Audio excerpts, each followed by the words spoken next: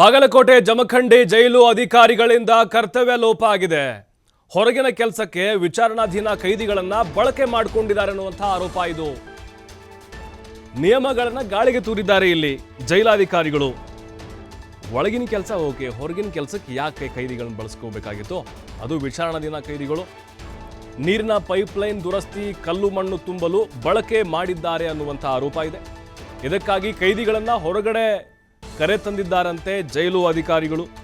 ಖಾಸಗಿ ಕಾರ್ಮಿಕರಿಂದ ಕೆಲಸ ಮಾಡಿಸುವ ಬದಲು ಕೈದಿಗಳು ಬಳಕೆ ಮಾಡಿಕೊಂಡಿದ್ದಾರೆ. ನೋಡಿ, ಖಾಸಗಿ ಕಾರ್ಮಿಕರಿಂದ ಕೆಲಸ ಮಾಡಿಸ್ಬೇಕಿದ್ನ ಹೊರಗಿನವರು ಕರ್ಕೊಂಬಂದು. ಈರಪ್ಪ ಪುನಾಣಿ, ನಾಗಪ್ಪ ಪುನಾಣಿ ಹೊರಗಡೆ ಬಂದಿದ್ದಾರೆ ಕೈದಿಗಳು. ಒಂದೇ ಕುಟುಂಬ 4 ಕೊಲೆ ಕೇಸ್ನಲ್ಲಿ ಜೈಲು ಸೇರಿದ್ದಾರೆ ಕೈದಿಗಳು. 2 ವರ್ಷಗಳಿಂದ ಜಮಖಂಡಿ ಜೈಲಲ್ಲಿದ್ದಾರೆ ವಿಚಾರಣಾಧೀನ ಕೈದಿಗಳು ಇವರು. ಆದರೆ ಇಲ್ಲಿ ಖಾಸಗಿ ಕಾರ್ಮಿಕರಿಂದ ಕೆಲಸವನ್ನು ಮಾಡಿಸದೆ ಒಳಗಡೆ ಇರುವಂಥ ಜೈಲಲ್ಲಿರುವಂತಹ ವಿಚಾರಣಾಧೀನ ಕೈದಿಗಳನ್ನು ಬಳಸ್ಕೊಂಡಿದ್ದಾರೆ ಅನ್ನುವಂಥ ಆರೋಪ ಇದೆ. ಜೈಲಿನ ಕುಡಿಯುವ ನೀರಿನ ಪೈಪ್ಲೈನ್ ದುರಸ್ತಿ ಕೆಲಸಕ್ಕೆ ನೋಡಿ ಇವರೇ ವಿಚಾರಣಾಧೀನ ಕೈದಿಗಳು ಈರಪ್ಪ ಪುನಾಣಿ ಹಾಗೆ ನಾಗಪ್ಪ ಪುನಾಣಿ. ಜೈಲಿನ ಒಳಗಡೆ ಅವ್ರಿಗೆಲ್ಲ ಕೆಲಸ ಕೊಟ್ಟಿರ್ತಾರೆ, ಅವ್ರಿಗೆ ಪೇಮೆಂಟ್ ಇರುತ್ತೆ, ಅದೆಲ್ಲ ಓಕೆ. ಹೊರಗಡೆ ಕರ್ಕೊಂಬರ್ಲಿಕ್ಕೆ ನಿಮ್ಗೆ ಯಾರು ಅವಕಾಶ ಕೊಟ್ಟರು? ಜೈಲಾಧಿಕಾರಿಗಳೇ ಅಲ್ಲ, ನೀವೇ ರೂಲ್ಸ್ ಮಾಡ್ಕೊಂಡಿದ್ದೀರಾ.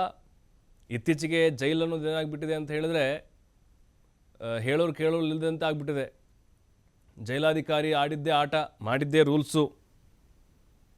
ಬಾಗಲಕೋಟೆ ಜಿಲ್ಲೆಯ ಜಮಖಂಡಿಯ ಜೈಲಲ್ಲಿ ಆಗಿರುವಂಥ ಒಂದು ಘಟನೆ ಇದು. ನೋಡಿ, ಕೈದಿಗಳನ್ನು ಕೆಲಸಕ್ಕೆ ತಂದು ಕೈಕಟ್ಟು ನಿಂತ್ಕೊಂಡಿದ್ದಾರೆ ಜೈಲರ್ ಹಾಗೆ ಸಿಬ್ಬಂದಿ.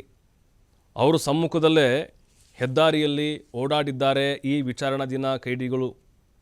ವಿಜಯಪುರ ಬೆಳಗಾವಿ ರಾಜ್ಯ ಹೆದ್ದಾರಿಯ ಸೇತುವೆ ಕೆಳಗಿನ ಕೆಲಸ ಇದು. ಬಟ್ ಈಗ ವ್ಯಾಪಕವಾದಂಥ ಆಕ್ರೋಶ ವ್ಯಕ್ತವಾಗ್ತಾ ಇದೆ. ಮತ್ತಷ್ಟು ಮಾಹಿತಿ ಗುರು ಹಿರೇಮಠ್ ನೀಡ್ತಾರೆ. ಗುರು, ನೋಡ್ತಾ ಇದ್ದೀವಿ, ಒಳಗಡೆ ಆದರೆ ಕೆಲಸ ಕೊಡಲಿ ಒಪ್ಕೊಳ್ತಾ ಇದ್ದೀವಿ, ಆದರೆ ಹೊರಗಡೆ ಕರ್ಕೊಂಬರ್ಲಿಕ್ಕೆ ಕೆಲಸ ಕೊಡಲಿಕ್ಕೆ ಅವ್ರಿಗೆ ಅವಕಾಶ ಕೊಟ್ಟರು ಯಾರು? ಅಂದರೆ ಅವ್ರು ಆಡಿದ್ದೇ ಆಟ ಆಗಿಬಿಟ್ಟಿದೆಯಾ, ಮಾಡಿದ್ದೇ ನಿಯಮ ಅಂತ ಆಗಿದೆಯಾ ಜಮಖಂಡಿ ಜೈಲಲ್ಲಿ?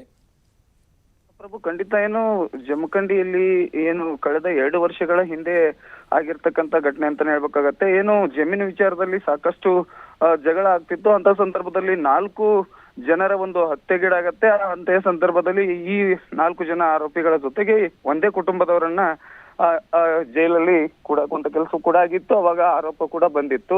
ಅದಾದ ಬಳಿಕ ಈಗ ಇನ್ನೂ 2 ವರ್ಷದ ನಂತರ ಇನ್ನೂ ವಿಚಾರಣಾ ಕೈದಿಗಳಿರುವಂತದ್ದು. ಮುಖ್ಯವಾಗಿ ಈಗ ಕರ್ತವ್ಯದಲ್ಲಿರ್ತಕ್ಕಂತ ಸಿಬ್ಬಂದಿಗಳ ಜೊತೆಗೇನೆ ಅಲ್ಲಿ ಪೊಲೀಸರು ಕೂಡ ಬರುವಂತದ್ದು. ಅದು ಜೈಲಿನಿಂದ ಸುಮಾರು 1 ಕಿಲೋಮೀಟರ್ ದೂರದಲ್ಲಿರ್ತಕ್ಕಂತ ಒಂದು ಪೈಪ್ಲೈನ್ ಕೆಲಸಕ್ಕೆ ಕೂಡ ಅವರನ್ನ ಕರೆದುಕೊಂಡು ಬಂದಿರುವಂತ ಸಿಬ್ಬಂದಿ ಇದು ಲೋಪದೋಷಿ ಆಗಿದೆ ಅಂತಕ್ಕಂಥದ್ದು ಸಾರ್ವಜನಿಕರಲ್ಲಿ ಆಕ್ರೋಶ ಕೂಡ ವ್ಯಕ್ತವಾಗಿರುವಂತದ್ದು. ಅವರ ಮೇಲೆ ಸಾಕಷ್ಟು ಆರೋಪವನ್ನ ಇಲ್ಲಿಯ ಸರ್ವೇ ಸಾಮಾನ್ಯ ಜನರು ಕೂಡ ಆರೋಪವನ್ನ ಮಾಡ್ತಿರುವಂತದ್ದು. ವಿಚಾರ ಅಧೀನದಲ್ಲಿರ್ತಕ್ಕಂತ ಏನು ಕೈದಿಗಳನ್ನ ಈ ರೀತಿ ರಾಜಾರೋಷವಾಗಿ ಅಂದ್ರು ವಿಜಯಪುರ ಹೆದ್ದಾರಿಗೆ ಪಕ್ಕದಲ್ಲಿರ್ತಕ್ಕಂಥ ಪೈಪ್ಲೈನ್ಗೆ ಇಂತ ಕಾರ್ಮಿಕ ಕೆಲಸಕ್ಕೆ ಹಚ್ಚೋದು ಎಷ್ಟರ ಮಟ್ಟಿಗೆ ಸರಿ ಅನ್ನೋದು ಇಲ್ಲಿಯ ಜನರ ಒಂದು ಆಕ್ರೋಶಕ್ಕೆ ಕೂಡ ಇಲ್ಲಿ ಗುರಿಯಾಗಿರುವಂತದ್ದು. ಸದ್ಯ ಈ ರೀತಿ ಯಾವ ರೀತಿ ಕ್ರಮ ಆಗತ್ತೆ ಅನ್ನೋದನ್ನ ಕಾದ್ ನೋಡ್ಬೇಕಾಗತ್ತೆ. ಏನು ಜಮಖಂಡಿಯ ಒಂದು ಮದರಕಂಡಿ ಗ್ರಾಮದಲ್ಲಿ ನಡೆದಿರ್ತಕ್ಕಂಥ ಘಟನೆಯಲ್ಲಿ ಏನು ನಾಗಪ್ಪ ಪುನಾಣಿ ಮತ್ತು ಇನ್ನೋರ್ವ ಈರಪ್ಪ ಅವರು ಕೂಡ ಇದರಲ್ಲಿ ಭಾಗಿಯಾಗಿದ್ರು. ಇಂಥ ಸಂದರ್ಭದಲ್ಲಿ ಅವರನ್ನ ಜಮಖಂಡಿಯ ಒಳಗಡೆ ಅಲ್ಲಿ ಕಾರ್ಮಿಕ ಕೆಲಸಕ್ಕೆ ಹಚ್ಚಲಿ ಅನ್ನೋದು ಇಲ್ಲಿಯ ಜನರ ಒಂದು ಆಕ್ರೋಶಕ್ಕೆ ಕಾರಣ ಆಗಿರುವಂತದ್ದು.